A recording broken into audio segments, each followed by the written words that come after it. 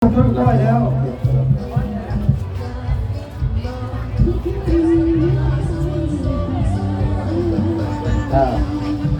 ปิดไปเลย เราจะไปส่งหนึ่งกำลังเที่ยวนอกติดไปเมือง คะแนนจะต้องขามันกระต้องละพริกเลยนะ เมื่อ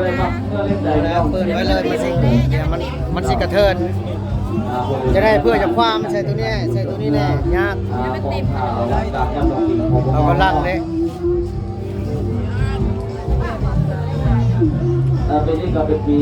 ที่ดึงอะไรแล้วเนี่ยคือของสีไฟก็สำหรับบุญของเพื่อทางวัดกลางบ้านเราปีของพวกเขาหวังว่าปีต่อไปพวกเราจะขึ้นกว่านี้แล้วเนาะทั้งผู้บ่าตัวว่าคนว่าคนมาเนาะ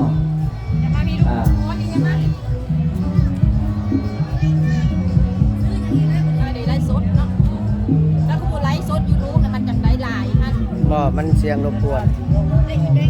เสียงรบกวนหลายอย่างบ่แล้วอันนี้ถ่ายวิดีโอได้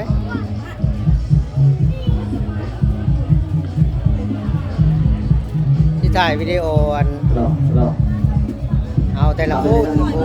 เจ้าบ่ถ่าย แต่ตอนเป็นจะมีทุกคนเลยมีการว่าอะไรอย่างนั้นด้วยต้องมีความยกมือตอนเป็นสนับสนุนเลยยกเลยไหนเนาะกับยกมือสาวน้อยประมาณขนาดที่เรา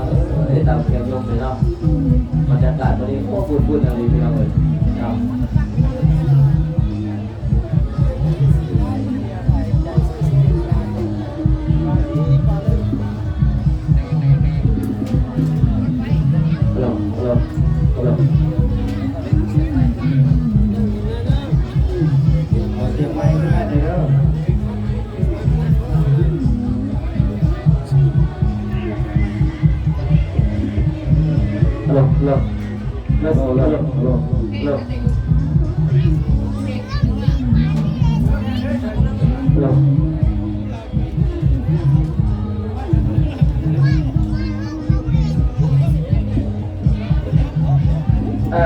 เมื่อบุรีเป็นคู่ชิงชนะเลิศเนาะพี่น้องแต่ว่าชิงใน2ใน3เนาะถ้าว่า2ร่องชนะก็ถือว่าได้ชนะเลิศเลยเนาะถ้าว่าชนะต่อไปมันตัดสินรอบที่3มันเนาะ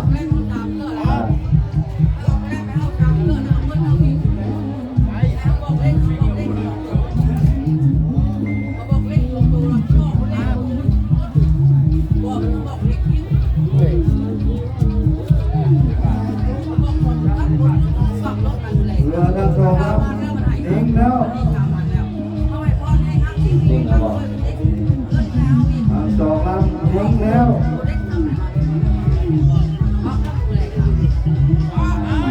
โอ้มาแล้ว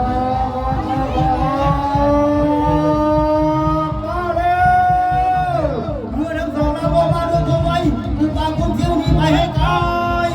ลงน้ำที่1ลงน้ำว่า5ลงน้ำ2เทพธิดาอะไรพร้อมปัจจุบันกำลังคุกกี้สูสีเรียกกันด้วยเอาเลยมาดีกำลังกันเราเล่นสูสีกันต่างคนต่างมีต่างคนต่างสีโอ้โหไว้กำลังสูสีกันต่างคนต่างมีซับเอาคนต่างคนต่างมีต่างคนต่างเอาไว้มาดีเอาไว้ปัจจุบันเราเสมอกันสมันเกินไปทีนี้ไปทีนี้ไปทีนี้หนีธิดาอะไรครับหนีได้บ่เทพธิดาอะไรครับหนีไปทีนี้หนีตาเจ้ากันเด้อรับนะว่านะพ่อเอาเลยเอาดิว่าจังเลยพี่น้องว่าจังเลยขอเสียยังไงมึงยังติดพี่ตอนนี้ว่าจังเลยพี่น้องมึงไปมึงติดกันตีกันแล้วมาดิเอาเด็กที่อะไรครับมาแล้วพ่อเด็กที่อะไรครับยอมรับว่านะพ่อเด็กที่อะไรครับเซ่ว่าจังไงเนาะมาแล้วบัวเสื้อมาแล้วบัวเสื้อเอาประกาศผลเอาเนาะผลการเรียกการคณะกรรมการไปตัดสินเป็นทางการแล้วเพื่อเทพธิดาไหลคำรองน้ำ2เป็นไทยชนะได้รอบที่1เนาะอันนี้ได้รอบที่1 แล้วว่าเทพธิดาไหลคำอยู่เบื้องซ้ายมือของจอพี่น้องเอง แล้วก็ลำนะว่าถ้าพระอยู่บนขวามือบนจอเนาะท่านใดจะมาเบิ่งไลฟ์สดอยู่ก็ตามเนาะก็ถือว่าเกียนจับจิตจับใจวางจอกวางแก้วออกมาแล้วออกมาแล้วเราปัจจุบันออกมาแล้วโอ้โหว่ะ ตัวนั้น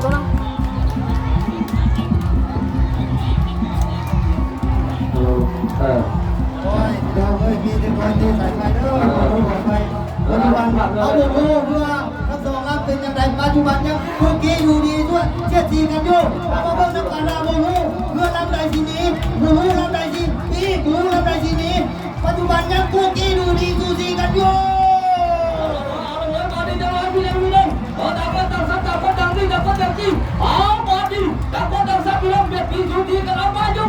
เอาละวะยังกูรู้ว่าใครเป็นหัวหน้ากูรู้ว่าใครเป็นหัวหน้ากูรู้ว่าใครเป็นเพื่อนปัจจุบันเมื่อเมื่อกี้สู้ทีกันอยู่ที่นี่นะก็เทพธิดารายงานที่นี่นะก็รับรางวัลนะครับอัพขึ้นมาแล้วรับรางวัลอัพขึ้นมาแล้วที่นี่นะก็เทพธิดา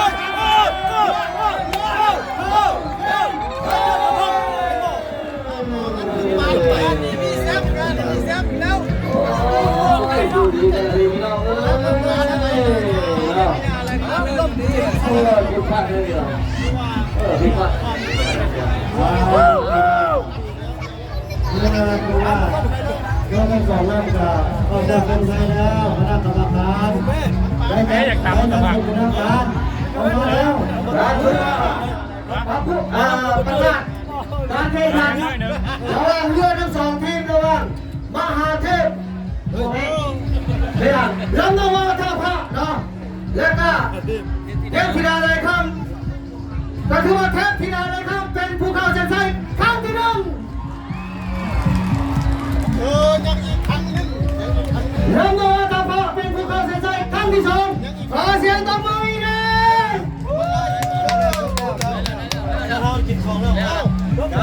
ข่าวชีวาวเลยนะให้ทำประกาศ